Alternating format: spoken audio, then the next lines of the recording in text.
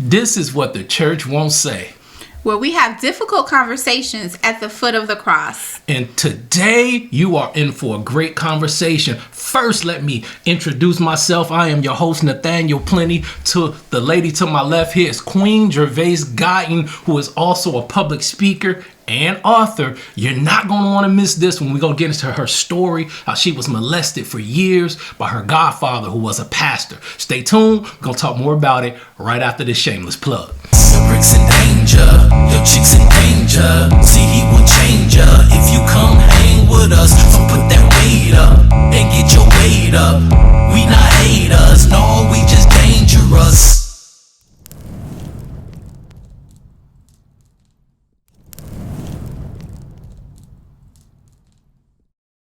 I want to dive right into this, man. Tell us a little bit about how you was raised, your family dynamic.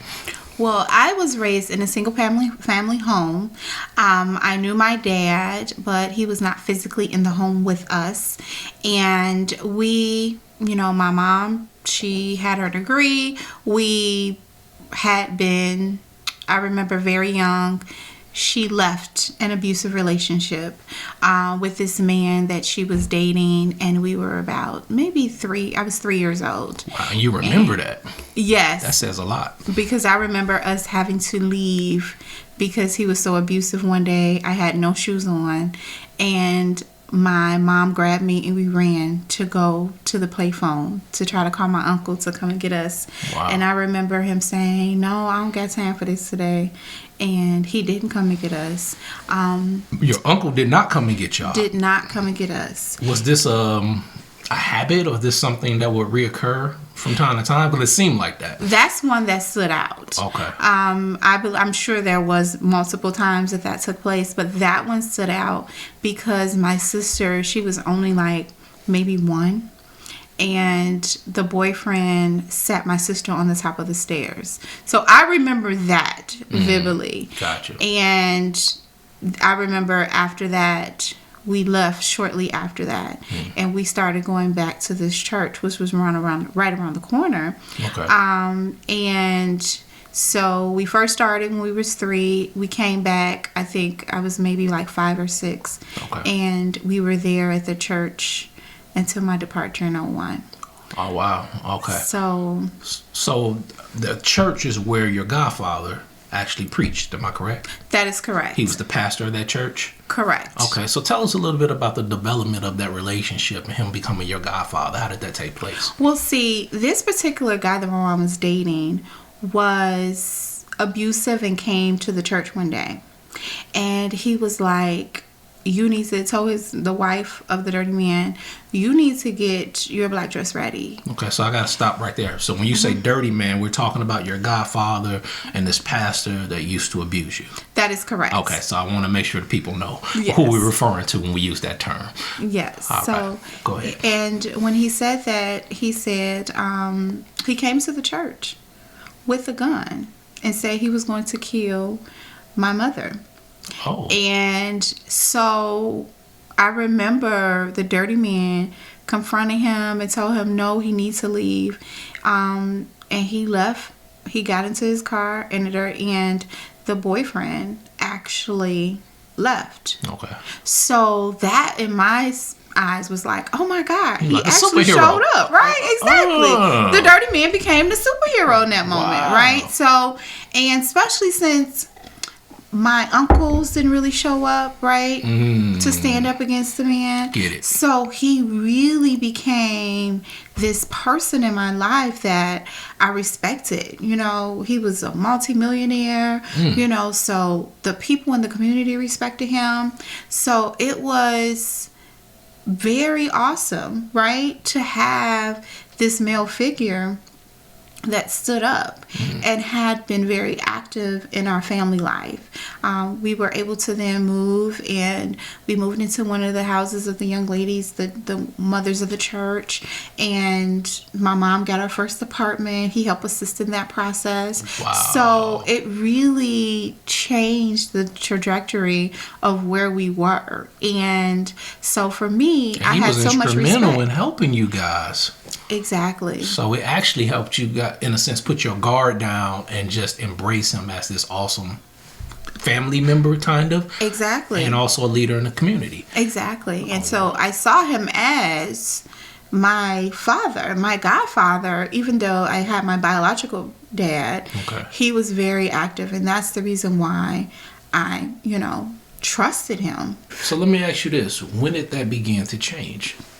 I remember I had to be like 14 years old, and he asked the most bizarre question. It was like, how do you sleep at night? We were very active.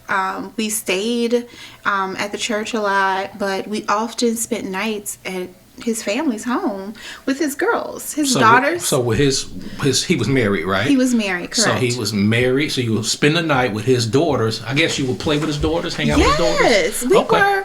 A couple of them are like 2 years younger than me, and then his twins was a year older than me. Okay. So we were right there. They were born in 80, I was 81.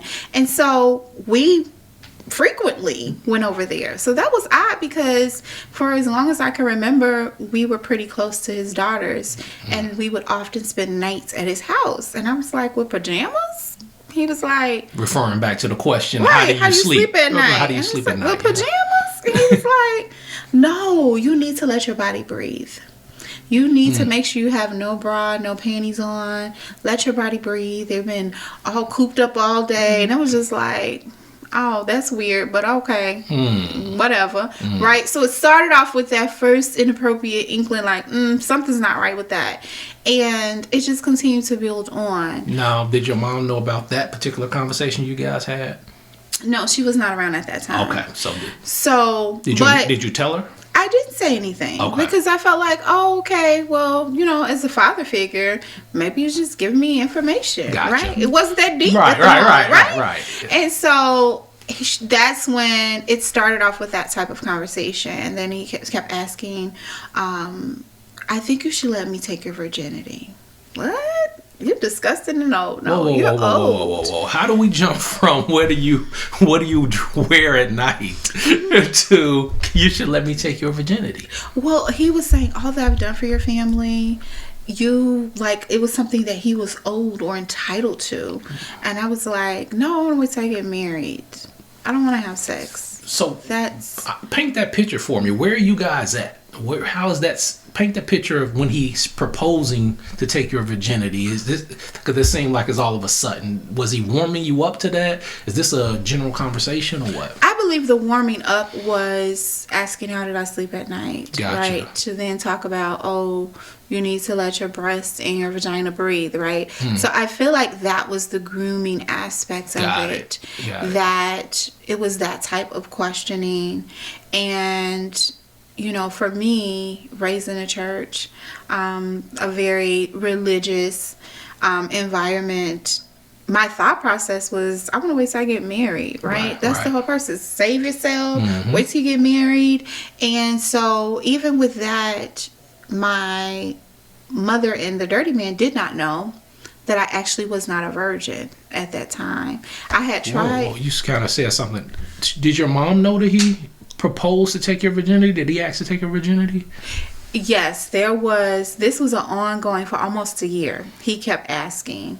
Wow. So it wasn't where it was just the one time and it was over. Right. It was the continual, no, please let me go ahead and take your virginity. No, I love you. What you gonna do? Just give away to some nappy head boy in the streets, right? And so there was an instance where we were in the dirty man's office. Okay. His church office. I mean, just steps away from the pulpit. Who's all in that room?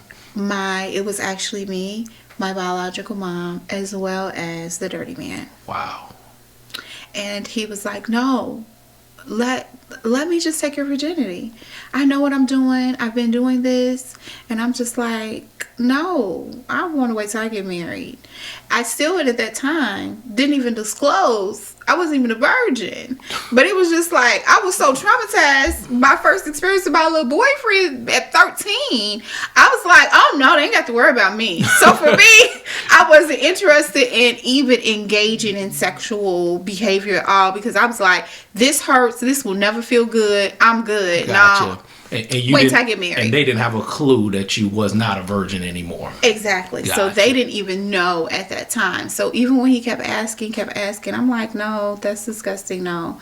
And I remember my biological mom became so angry and irate. In this office? In this meeting? In the office. He was like, fix this and fix this now. Turned to my mom and went into the office and went into his bathroom and shut the door. And she's crying. And she's like, please, please, please let him just... I'm just like, what? Wow. No, that's disgusting. Wow, so your mom is co-signing this. Yes. Signing off on this, trying to get you to do this. Yes. Wow. And so, you know, to this day, I still don't know what those conversations were outside of my presence. But I'm just like, no, he's disgusting. I want to wait till I'm married. Wow. And even trying to stand firm and stand hold, even in that moment, it still was like, what in the world is going on? This is not normal, right? And he came back out. He was like, so what are you going to do? The answer is still no. It's still no. So this went on for like a year. Okay. And I think sometimes people just assume like, oh, it was a boom, boom, boom, boom process. No. But no, when a person is a predator, they are very calculated with the way they interact. And he definitely, that's exactly what the case was. How do you think your mom got on board with this? Like, what was your guys' relationship like? Well, I was really close to my grandmother before she died. She died when I was 5 years old. I was the one who found her. She was bleeding from her nose. I, later in life understood that it was aneurysm that she passed from. But I really just wanted to spend more time with her. So I feel like after my grandmother died, I just felt like I was alone, right? Even though I was in a family unit, I just really miss being that connection because I feel like I had a really great connection with my actual grandmother. So I don't really know. I don't understand it. And we've had those very candid conversations. Actually, for the documentary, which I created, the How Do You Sleep at Night, to tell about this journey, my biological parent actually speaks. So she does share that perspective. And I think... what did she say for everybody that's watching today? What was her perspective? Well, they got to they got to watch the documentary. Okay. Well, we're going to advertise for that. We'll get to the end of that. But the gist of her, did she say why? She, my perception is that she was really in love and felt that he loved her. Despite being married, right? She was often treated where I feel the wife knew, right? The wife knew what? That they were actually intimate and that it was this constant dynamic, right? So when you say intimate, was your mom sleeping with the pastor as well? That is correct. Oh. Yes. Okay. And I remember even from very young, even the dynamic with the wife and my mom was, when you get your husband, when you finally get your husband, I'll share my lemon jello cake recipe with you. Like, I remember that from very young. Wow. 7, 8 years old. And at the time, I wasn't putting two to two together. Right. I didn't fully understand what that really meant. I just felt like that's weird. Right. But that was kind of the dynamic. So, I just believe that that's the sad part about all of this is there was so many willing women and he made the choice. So it wasn't just your mom that he was sleeping with. It was a lot of the women of the church. Wow. It's a lot. And some that at the time when I was younger, I had no clue about. And then when I later learned, either them disclosing or through direct knowledge, that they actually were sleeping with a dirty man. You shouldn't be doing it, but you have all this exposure to other women as willing. Why pick on kids? Why pick on the innocent? And so how did you get to a place from that year of them trying to work you, that's what I'm going to call it, to get your virginity? How did he get you from there to yes? What happened? It was never a yes for me. It was always a no day. So there was times that he would come and do what exactly? What would he do? He would say he was making sure my body was developing properly. So he would open my shirt. He would feel on my breast, but it was odd, right? It didn't feel like an examination. He's not an OB. He is not college educated. He surely is not an OB-GYN. So he would check my breast, and then he would put his finger inside my vagina. And this particular day, he picked me up from Simeon. He actually took me back to the house, and he put his finger in. He said, "You let some little nappy head boy put his little dick in you." That's what he said. That's what he said. Wow. And he was like, I could tell. This is where he stopped right here. His finger was barely even, I mean, it wasn't even an inch in, right? It wasn't even the first part of his finger. And he was like, "So you're not even a virgin?" And so even the times that he was checking, it was like, he was like, "Oh, I'm just examining." So that, I believe that was the first time that he was actually trying to see to what extent. Was your mom aware that this was going on? No, it was just the dirty man. He picked me up from school. Okay, so she wasn't aware of these body checks from time to time? She was aware of the body checks.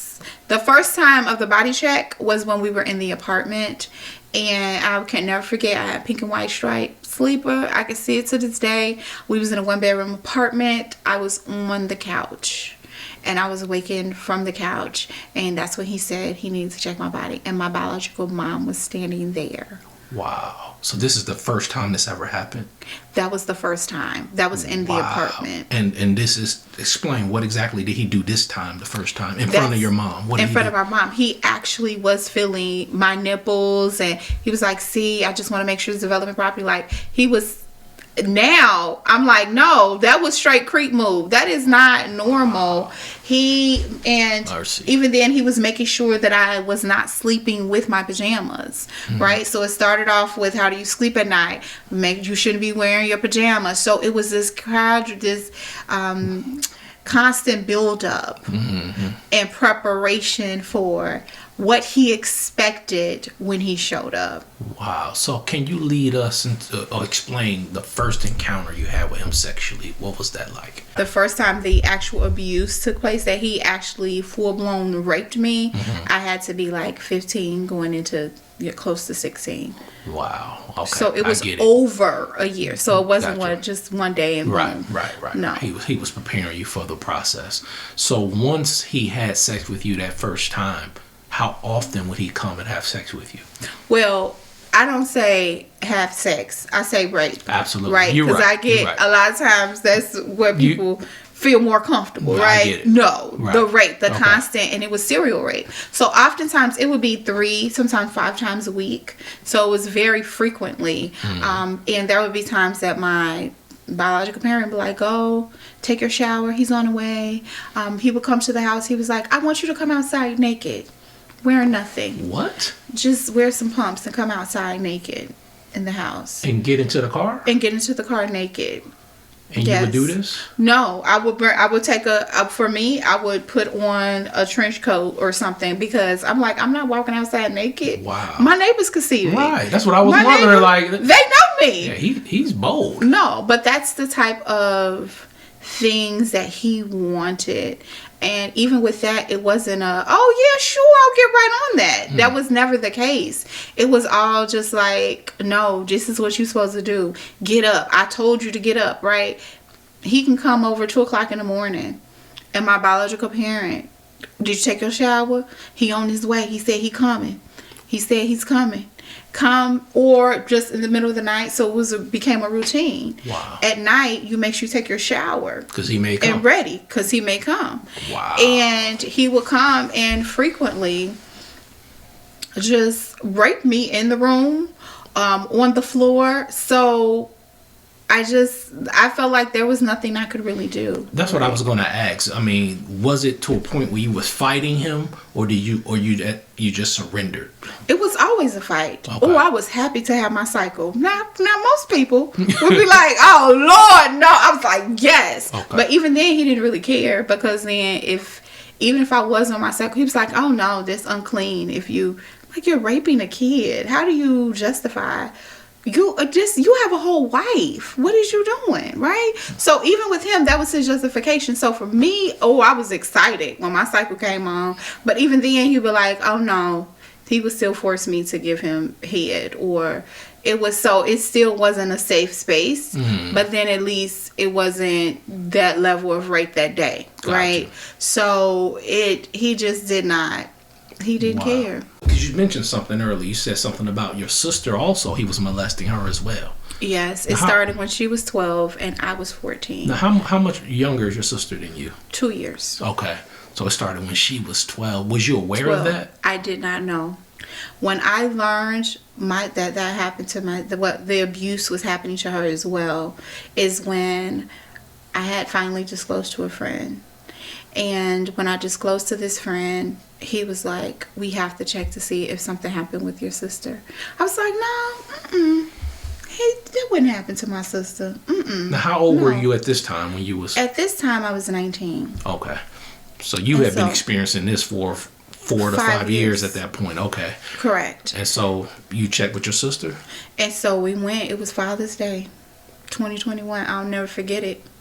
And we were sitting at the table, and he asked her. And my sister was like, I don't know what you're talking about. I didn't know what you're talking about. And he was like, no, it's okay. Your sister told me. She was like, I don't know what you're talking about. When he got up and went to the bathroom, she leaned in and said, he knows about you? I said, what?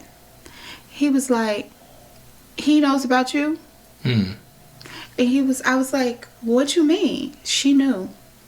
And the reason why she knew is one day when he was raping me on my bedroom floor, I didn't even have a bed at the time. When he was raping me on the floor, she looked underneath the door. And I remember that day because my biological parents said, get away from that door. You could hear her. I could as hear you was being her. Raped. Right. And so I didn't know what, if anything. She never had a conversation with me.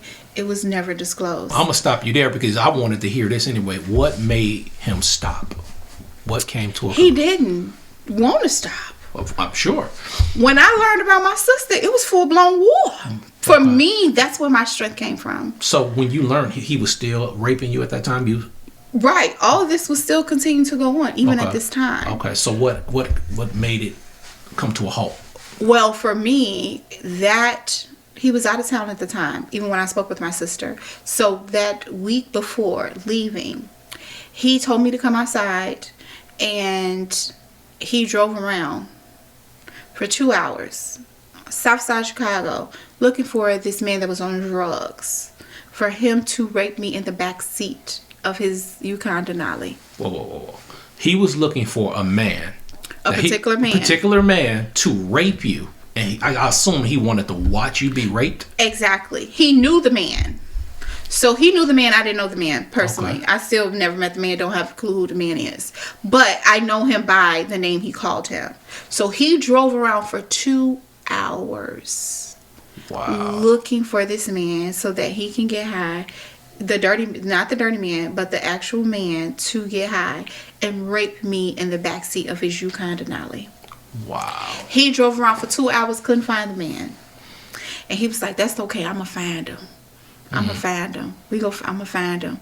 So, for me, I was so afraid. Because I'm like, this has been bad enough. Okay. And now, you finna go get some dude that's a drug, that's a hype? Right. Just, I don't even understand it. It's beyond my capacity to understand. But is that what spurred you taking a stand, or what happened? That's then when I talked to and disclosed to my friend. That's when I finally said something to my male friend. Okay. And he went to the church. He wasn't a member at the time, but that's when I finally disclosed to him. So let me ask you, was it your male friend, that actually took initiative to open up to the authorities, or what? Or did you do that? We actually did it. You say we? My sister, and I, and my friend at the time. We went to the police. Gotcha. And his ex-wife as well. So his ex-wife went with you guys? yes, she actually, that's a lot of where a lot of things had came out. So the ex-wife of the friend, she actually had an abortion. It was the dirty man's baby. And during the abortion process, she almost didn't make it.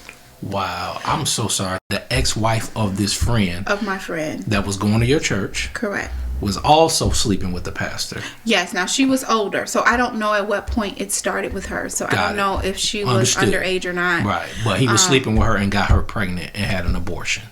Yes. Wow. So tell us Even what happened. before. Tell us about the court proceedings, and did he go to jail, or what happened? Well, even before getting there, my sibling and we talked to my mom. So, as you already know, she already knew. Mm-hmm. And so it was like, we leaving. I didn't even realize this was impacting you all the way it was, right? So, I just feel like there was a disconnect. Right. It was really a disconnect.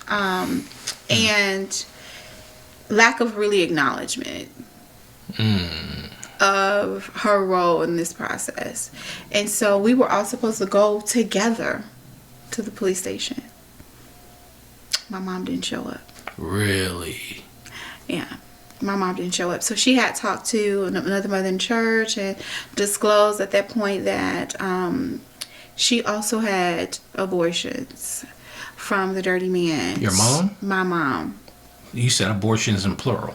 Yes. And so apparently that was the way he handled things. And so we went, filed the police report, and things just went underway from there.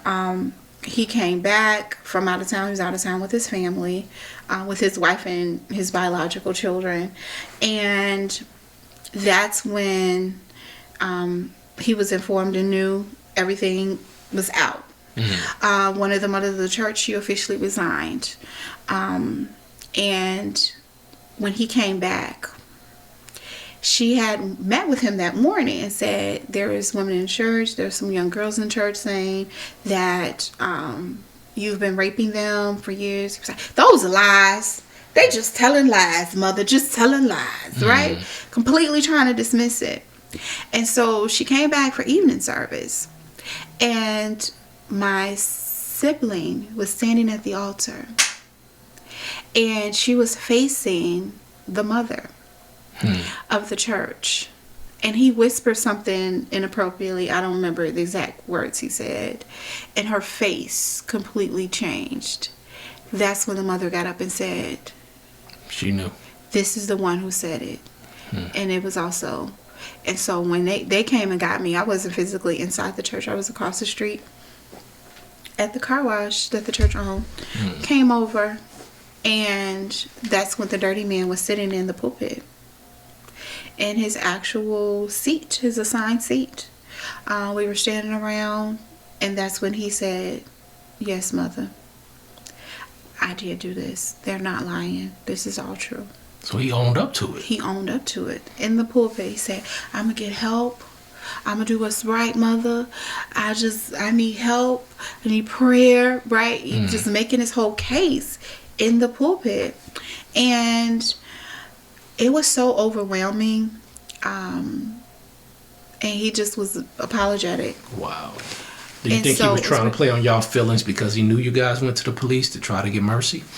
He didn't even know this yet. Oh, he didn't know that you went to the police yet? No, he had just came back. Gotcha. So he didn't even know there was a report. He didn't know anything. Gotcha. Because he had just came back, I think, like that Saturday. So that Sunday, when she talked to him, the report was already made and filed. Gotcha. It was already in motion. And so that's when when we left, we went to the parking lot. My sibling fainted, hit the ground. It was so overwhelming in that moment. And they went to try to get my actual mom. She wouldn't come over. She came over when the ambulance said that they needed an actual parent or guardian. But she did not come over when she... The whole time she was laying out. Wow. And she had been laid out for some minutes. Right. Now, did she pass out because she was overwhelmed by the situation, or was there medical issues going on? No medical issues. Okay. She was overwhelmed, right? 5 years of being abused. Acknowledging now for the first time, that was an overwhelming moment. We made the report that had to be in June. He was arrested, I think, July or August that year. Okay. And the whole time, they had already known we had went to the police. The dirty man sent drug dealers to us. It was people from the street. Now, this was the same, one of the drug dealers. To do what? Pistol whip to make us sign these affidavits. And what did this guy do when he came? He had his guns. It was 3 of them. And he was like, look, you need to sign these papers. This could all go away. Blah, blah, blah. So me and my sibling, my actual mom, she was there. She said, go ahead. You need to take care of it. She walked out the room and left. He was like, man, I need somebody like her on my team. Like, this is the way the street dude is talking. Right. He was like, because she loyal. Wow. And that's what happened. She ended up walking out the door, and we signed the papers. And so anybody that would read it, now, you know, so what was the paper saying specifically? What was it? What was it saying? You guys were saying what? That the police coerced us into signing these statements, and saying that it wasn't true. This never happened. The police had something against him. He wasn't even under investigation. They didn't even know him. So he basically was killing y'all case. Yes. Killing y'all case. Okay. So we did sign those affidavits, and my mom again had us to do so, and the drug dealers was there. And so they then so we went through the court process, because at this point I don't even think he was arrested yet. I think we signed them before he was even arrested.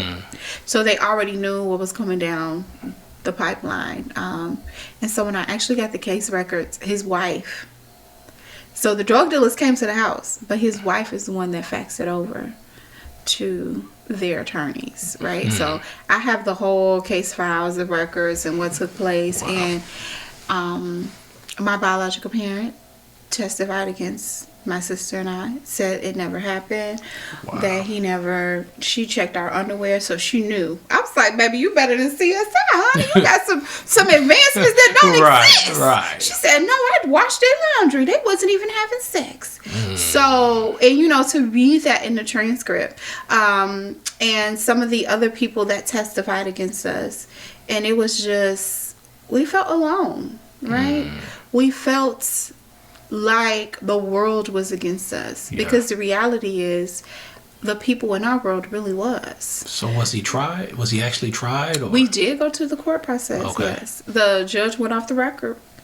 He said, I know he did this, and I'm so mad that he was upset that the state attorney didn't do their job. Wow. He said there's too many holes that you should have filled. But we didn't know that my mom was testifying against us until the opening statements, and we had people in the actual court.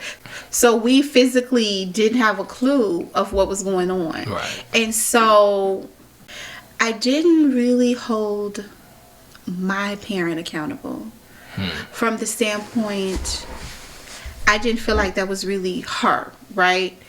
And with that said, I didn't feel like she deserved what may have come from those choices. Because obviously she would have been tried as well. She could have possibly did some time. Exactly. I know they say abuse is just not that season, yet you take it into your future. And how did that affect you dating, getting married, etc.? Like your perspective on that, or even sex with other people. How did it impact that? If you could tell us a little bit about that. Sure. Well, I had met an amazing man, my first king, my son's father. He was my first husband.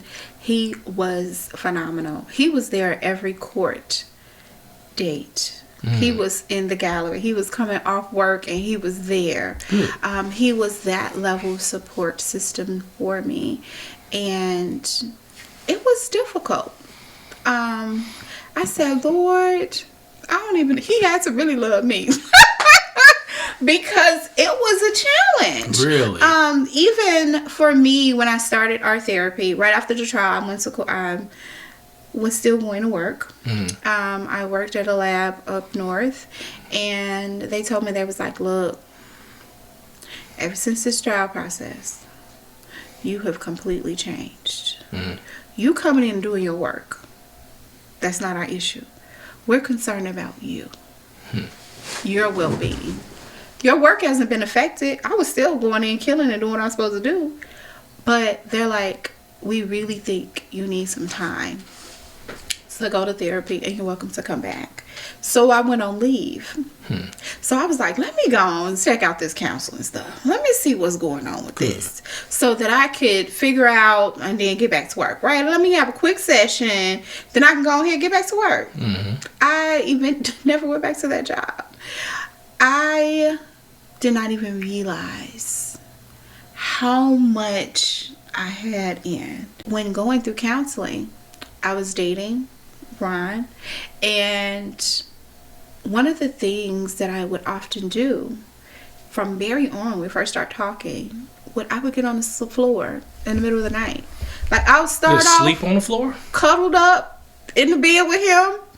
But before the night was over, I was on the floor the next morning, and he was like, man, what's going on? Is it that you ain't really feeling me?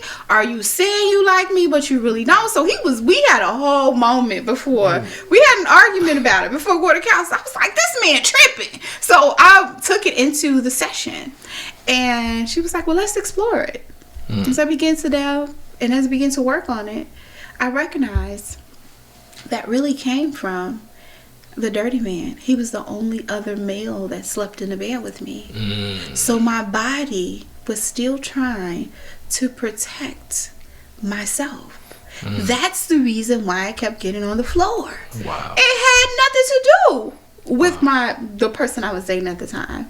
And so I have not been sleeping on the floor since. It's so funny you said that. I think most of our issues that we have in relationships typically have nothing to do with the person we're dating. Exactly. It has a lot to do with the baggage we brought into that relationship. Yes. So it's good that you kind of brought that point out.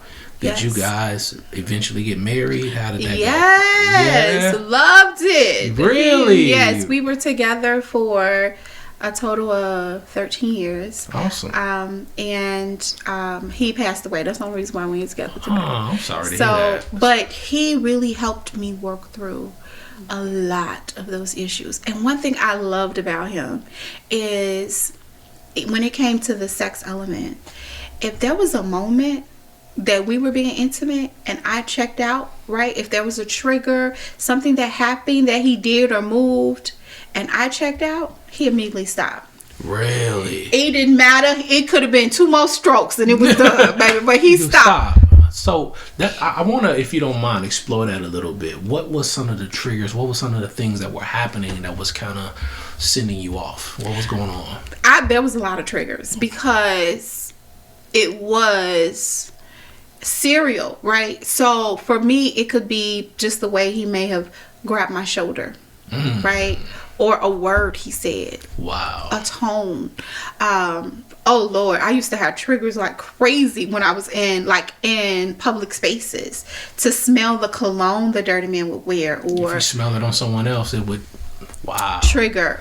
One of the songs that is This Magic Moment, the dirty man used to play in the car at times. So anything, and it's a music that, they've had it for like Viagra commercials, other type of commercials, that it would be a trigger. So even I can be going on with my day and boom, hear the song. Wow. And that would be a point that it would be so overwhelming that I just didn't want to do life, right? I just wanted to stay locked up and closed up, really living in a place of fear. I didn't go by my first name because you can't really hide with a name like GerVaise, right? And so I would often just say Sarah. So even if I did customer service roles or call center roles, I would just say my middle name because I was always afraid that the dirty man would send the same drug dealers after my sibling and I. So this constant state of fear I didn't really come on the South Side. Like if I came on the South Side, it was a whole production. Wow. And more than likely I was in a car and I was getting in and getting out. So wow. For me, my whole life, it was fear. So, I mean, the most menial task, going to the store, if I would see, something that the dirty man would drink, that would be a trigger, right? So everything, the world was a trigger for me. Wow. So, but my husband, my first he had kid, to be patient with you. He was like, oh, no. And I remember, I'll never forget, it was in the moment, he was like, hold on, I need you to understand. I do not want you to relive any of those moments with me. So if that means stop and holding me, that's what he did. Wow. Whatever my need was, he attended and put my need as the priority. I wanna move on a little bit because I got this the golden question. Just like I said, how did that impact you in relationships? Mm-hmm. How did a pastor molesting you and raping you all those years impact you wanting to go to church, your walk with God, see your perspective on God? How did that situation frame your perspective? To be honest with you, I thought church was like a whole joke. I bet. Especially the dirty man would preach and fast, come off the fast and rape me. Like how you was just talking to Jesus. Like, right. You've been fasting for 3 days. You didn't have no food. Right. But now you ready to rape a kid. Like, what are we doing? Right. So for me, prayer was just something you're supposed to do from a ritualistic standpoint. So I didn't really connect with God on that level. Did you believe in God? I believed in God, but I feel like God had left me out that bad too, right? So for me, I felt that the Lord had abandoned me. I said, Jesus, I'm in your house, Lord. I'm not out here in these streets. Right. It wasn't a random person that was off the street that came and raped and attacked me. Mm-hmm. This was your so-called man of God. Mm-hmm. And so for me, I wasn't head over heels with Jesus. I was not head over heels with God. It was like, and I already had father issues, right? Mm. So how can you really have a healthy perspective if you already feel abandoned by your father? I feel like God was doing the same thing as my actual daddy did. He was missing. How did you get over that? So the truth is, I transitioned and actually developed a relationship with God. And the reality is there was a lot of hard life lessons that I had to recognize that at the end of the day, it was really the dirty man and his choice, right? So I started working for a church. I was leaving. I said I was out of here. I was done. I was moving to Houston. This was when I was married to my first husband. I was like, I'm finished. I'm just tired of Chicago. Let me go. I'm leaving you, and I'm getting my things and leaving. And so I was working for a company. They said, I really think this role is ideal for you. Like, what? It was a church. I said, now what type of church is this that I went to an agency to hire staff to come in? I don't know no church like that. We normally grab a person off the pews. Right. And so I went and interviewed and got the position. I was actually in Houston when they said, no, we want to meet you tomorrow. I was like, oh, wow. So I left because I was looking for housing. I was looking to see what my transition process would be. And I was the last plane to land. It was snowing. Went, interviewed, got the position. And the first sermon he preached, he wanted me to put the size of a mustard seed on a blank page. That was significant because the Dirty Man Church, it says faith of the mustard seed, and they have a picture. Wow. I said, Jesus, if you ain't tripping right now. And I knew that God wanted me to deal with our relationship. He wanted me to deal with the relationship with church, God, and that's really what shifted. I was like, you ain't gonna believe this. When I was telling people the story, I was like, what? And so when I was doing the documentary, I went back and took a picture. The Dirty Man, the sign is still up in the Dirty Man Church. So that moment, and I sent it to the pastor of the church, Progressive Baptist Church in Aurora. Dr. Roy Brown. And when I said that to him, he was like, wow. I was like, you know, that was your first sermon. And so we laughed about that. And I shared the rough version of The Dirty Man with Dr. Brown. And his love for his wife, his love for the church, his love and consistency, that father figure role that he demonstrated, that level of commitment, it changed my perspective. Good. Of what church was. And that's what made me recognize that was a dirty man's choice. That's not who God is. That's not a reflection of God. That's not a reflection of the true authenticity of loving unconditionally. When I spoke with Reverend Brown and shared the book, he was like, GerVaise, I see you globally impacting the world, right? Just speaking life. Yes. And just so affirming. And I feel like Reverend Brown demonstrated to me the true authentic love of what a father is to be. And that is what changed my perspective. He wasn't a hooper holler. There was times he'd go up because it was a Baptist church. Right. But he was a teacher. He was a corporate trained with bringing that church element of it. So he was a man of excellence, right? So he showed me you can have secular success and make major moves in the kingdom move, right? Awesome. So in Aurora, if there was anything that was going on, they would call Reverend Brown. So I was the executive assistant. Wow. They transitioned from one church downtown to this $3 million facility. And I had to update the systems and processes and the specialties from the business aspect. And that's what I was hired to do. So go from running from the church to actually help run the church. Yes. That is definitely a huge transition. So tell me, what are you doing now with the church? What's going on in GerVaise's life? Well, currently, I am a minister in training. Okay. That is a long way from a person that wouldn't even want to deal with church. And one thing that I share in the book, The Dirty Man, is powerful prayers and affirmations and strategies on how to take back territories, right? Okay. So the territory of peace. And so for me, my relationship and this area of wholeness and peace that I operate in now is because of my relationship with God. I feel like it's a combination of God and therapy. It's not God or therapy. I feel like we have to have both because you have to address the trauma. Yes. How can you properly heal from something you won't even acknowledge? That's good. And so with that said, God has really blessed me. I've been a leader now in the events ministry at the church that I'm very active in. Supportive spiritual parents. No, I did not go back to the Dirty Man church. I hope not.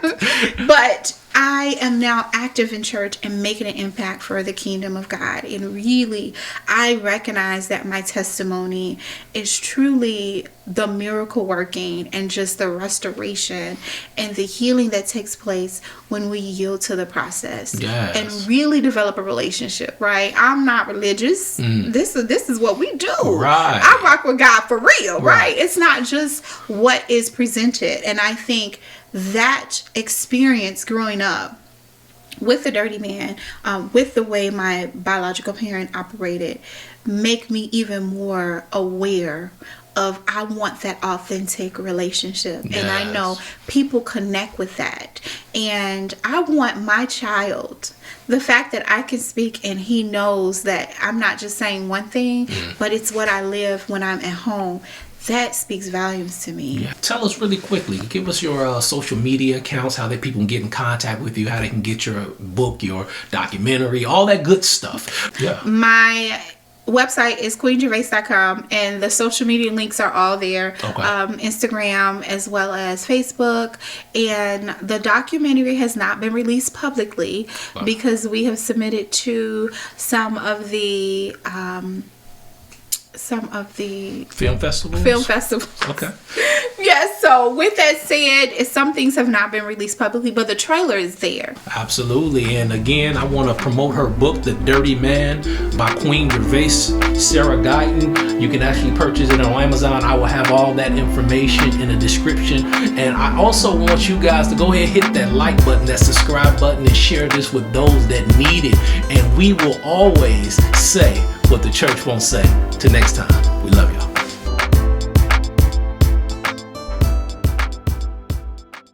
You are watching What the Church Won't Say, What? where GerVaise has forgot her line. I was about to say it, but then I was like, well, maybe I'm wrong. No, your pause. The The pause. pause was too long. Man, Okay. I fly hit my nose and then it flew off. And then you said Then you your line. responded. Oh my God. You are watching What the Church Won't Say. Where we have difficult conversations at the foot of the cross. And you are in for a good one. I have guest, writer. I messed that up. All these good things she is, but I have not found the words of it yet. I'm moving my finger like I'm saying something, but I'm really saying absolutely nothing. This is going in the bloopers reel. Because normally it's Queen GerVaise. That's most of... Oh, excuse me. Should I bow now or later? You can bow later. That's fine. You are watching What the Church Won't Say. Where we have difficult conversations at the foot of the cross. And you are in for a good one. I have with me today Queen GerVaise Guyton, who is also a public speaker as well as an author. We're going to get into her story, how she was molested for years by her godfather, who was a pastor. You ain't going to miss this one. Stay tuned. You'll get into it. Did y'all get that? If you speak in tongues, if you can interpret, you know what I said. Absolutely nothing. She don't got that gift. Right now, I hear the music playing in my head. It brings danger. Shit's in danger. So you won't change us if you won't hang with us.